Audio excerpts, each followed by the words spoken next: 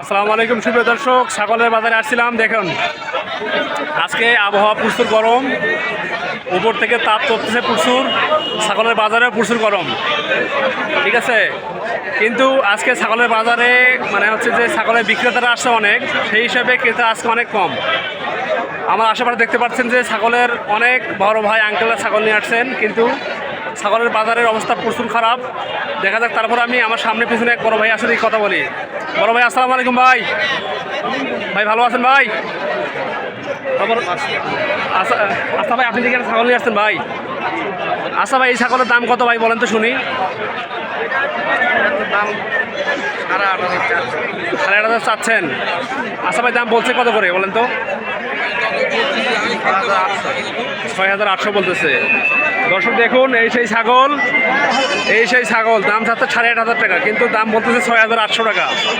আপনারা নিজেই বুঝতে পারলেন এখন যে ছাগলের বাজারটা প্রচুর খারাপ, ঠিক আছে।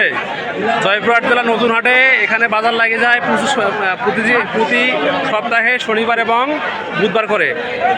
আপনাদের যদি কারো ছাগল বিক্রয় করার বা কেনার ইচ্ছা থাকে তাহলে অবশ্যই বলবেন, এখানে আসবেন, আপনারা ন্যায্য মূল্যে ছাগল বিক্রয় করতে পারবেন। ধন্যবাদ।